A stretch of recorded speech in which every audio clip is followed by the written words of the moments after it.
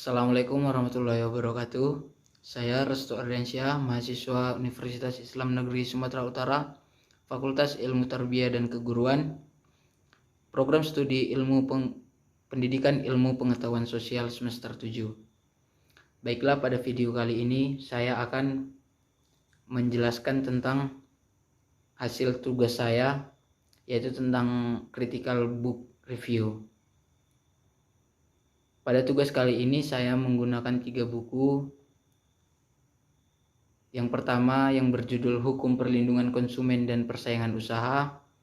Lalu buku yang kedua berjudul Hukum Perlindungan Konsumen. Lalu buku yang ketiga berjudul Buku Ajar Perlindungan Konsumen. Baiklah, langsung saja ke buku yang pertama. Identitas buku pertama yaitu berjudul Hukum Perlindungan Konsumen dan Persaingan Usaha yang dikarang oleh Mukti Fajar dan kawan-kawan. Terbit di Kota Yogyakarta. Penerbit buku ini yaitu Pustaka Pelajar. Buku ini terbit pada tahun 2019, memiliki 9 bab dan 233 halaman. Ringkasan isi buku. Buku ini menyajikan materi tentang hukum perlindungan konsumen dan persaingan usaha. Di zaman yang semakin modern, ini tentunya kejahatan bisa terjadi di mana saja, tidak mengenal usia serta tempat terjadinya. Salah satu kejahatan yang sering terjadi di dalam kehidupan sehari-hari adalah di bidang ekonomi tentunya. Ada banyak sekali kejadian-kejadian penipuan monopoli. Pemalsuan produk, dan lain sebagainya, baik di dalam dunia nyata maupun dunia maya. Agar tidak terjadi hal-hal seperti itu, maka kita seringkali disarankan untuk membeli produk atau menjual produk kepada orang-orang yang benar-benar kita kenal.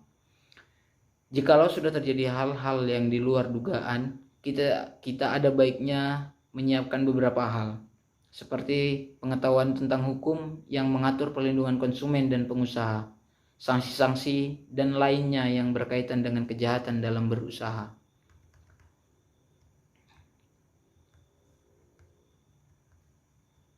Perlindungan konsumen adalah jaminan yang seharusnya didapatkan oleh para konsumen atas setiap produk, barang, atau jasa yang dibeli. Namun dalam kenyataannya, saat ini konsumen seakan-akan dianaktirikan oleh para produsen. Dalam beberapa kasus banyak ditemukan pelanggaran-pelanggaran yang merugikan para konsumen dalam tingkatan yang dianggap membahayakan kesehatan bahkan jiwa dari para konsumen. Beberapa contohnya adalah makanan kadaluarsa yang kini banyak beredar berupa parcel dan produk lainnya.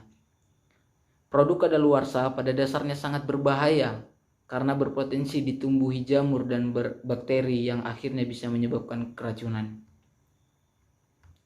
Di dalam dunia bisnis dan usaha, persaingan juga harus dipandang sebagai hal yang positif dan sangat esensial dalam dunia usaha. Dengan persaingan, para pelaku usaha akan berlomba-lomba untuk terus-menerus memperbaiki produk dan melakukan inovasi atas produk yang dihasilkan untuk memberikan yang terbaik bagi pelanggan.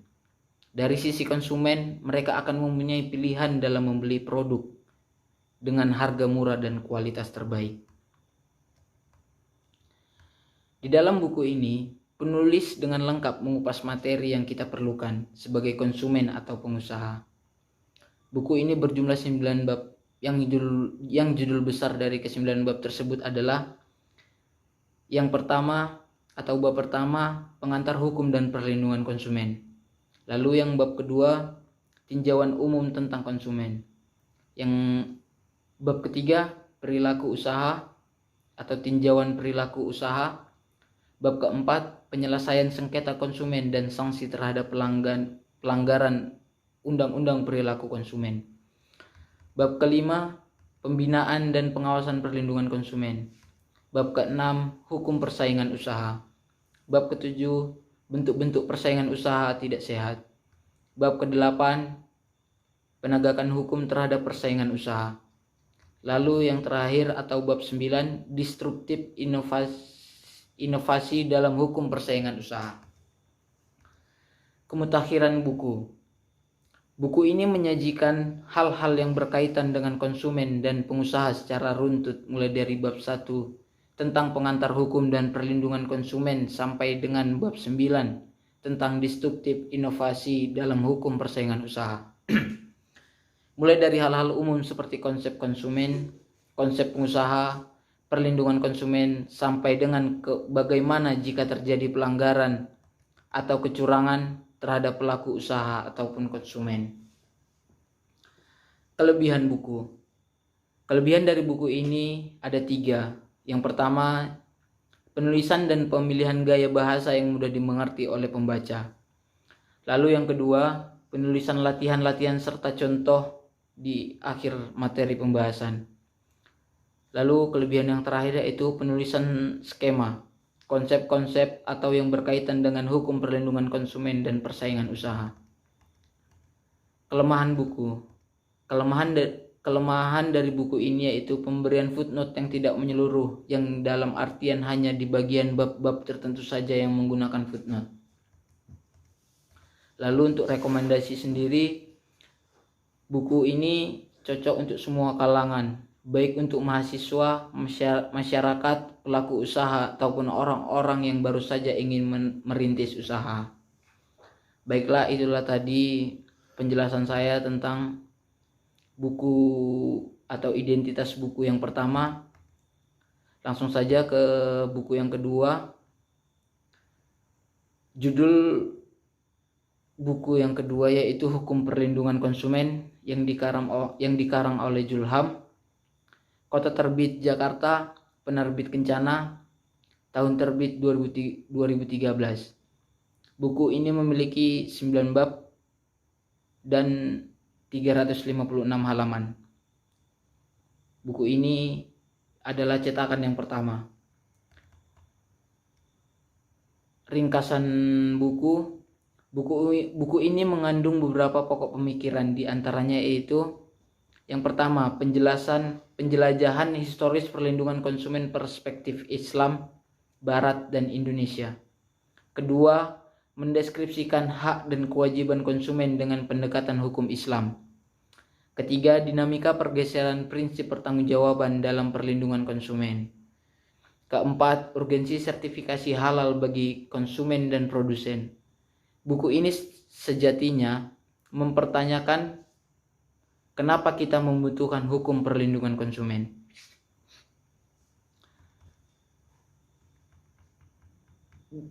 Buku ini berjumlah 9 bab. Yang judul besar dari 9 bab tersebut ialah yang pertama yaitu pendahuluan. Lalu di bab kedua, konsumen dan hukum perlindungan konsumen.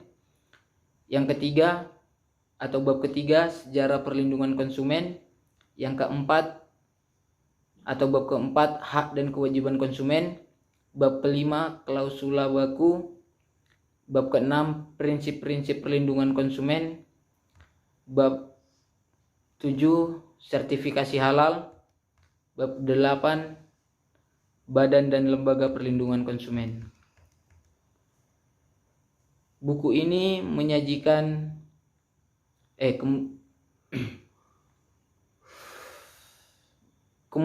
kemutakhiran buku.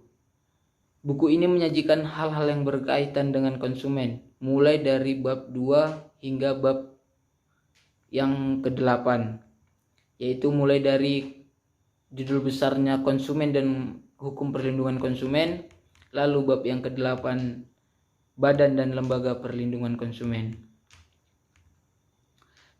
Kelebihan buku.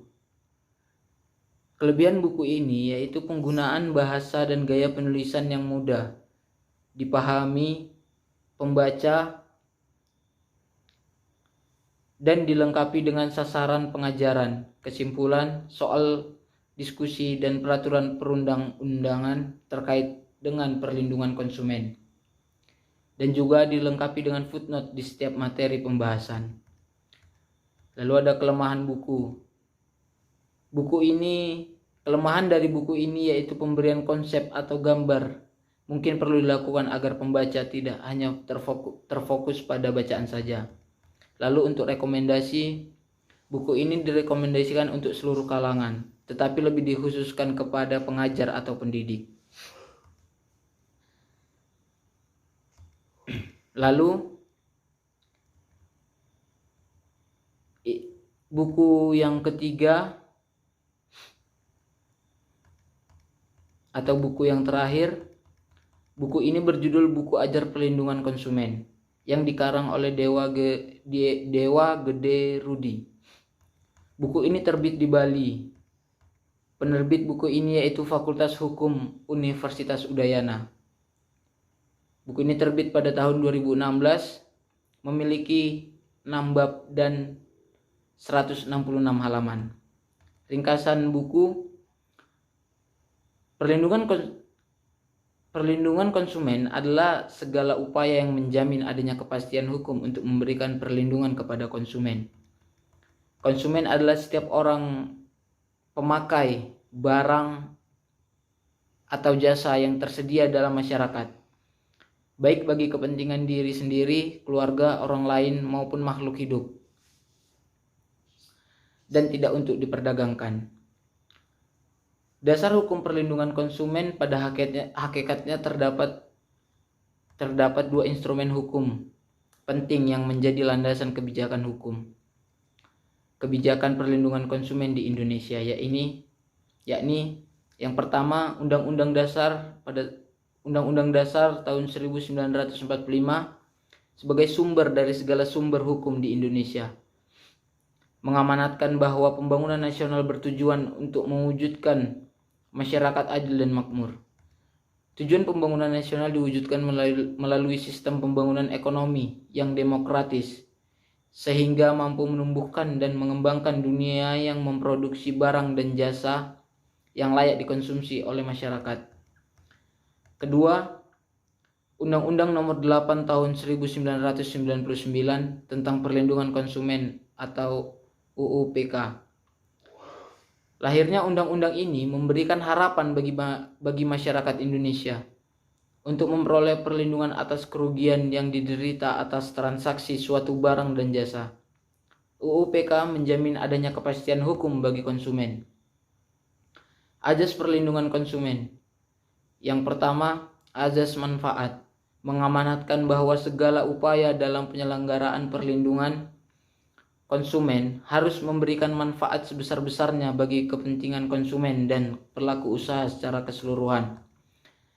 Yang kedua, asas keadilan. Partisipasi seluruh rakyat dapat diwujudkan secara maksimal dan memberikan kesempatan kepada konsumen dan pelaku usaha untuk memperoleh haknya dan melaksanakan kewajibannya secara adil.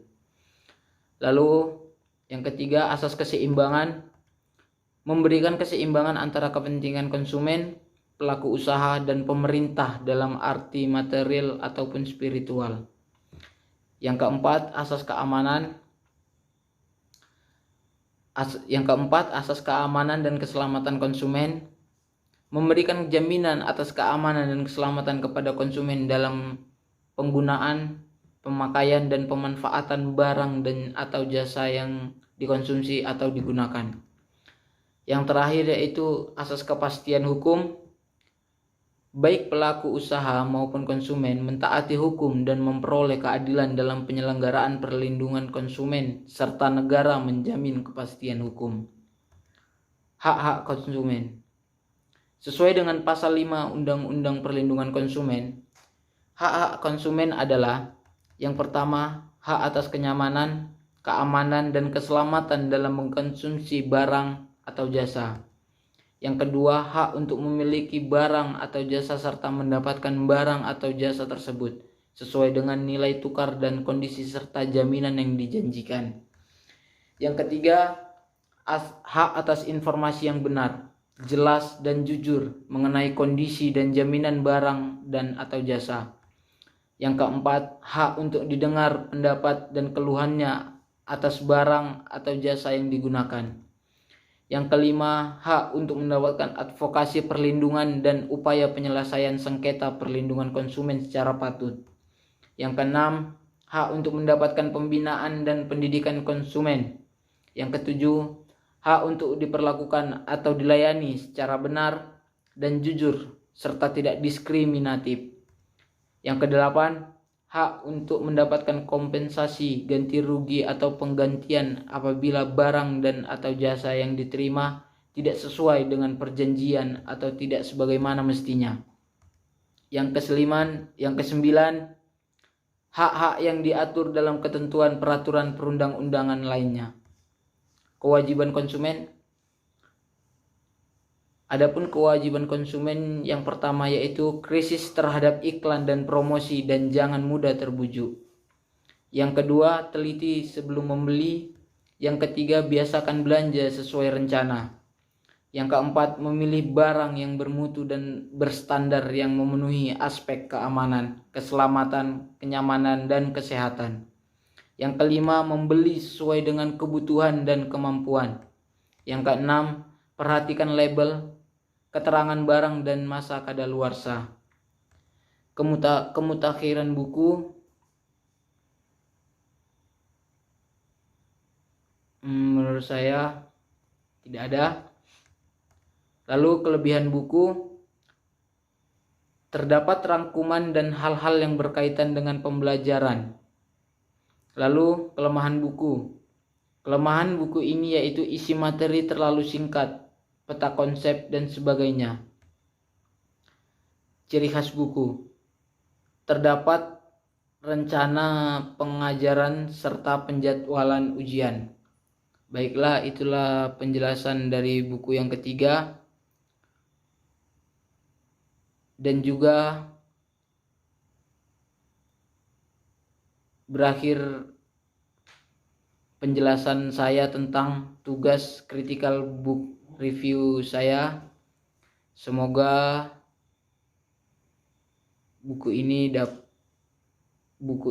semoga tugas ini berguna. Sekian dari saya, kurang dan lebihnya saya mohon maaf. Assalamualaikum warahmatullahi wabarakatuh.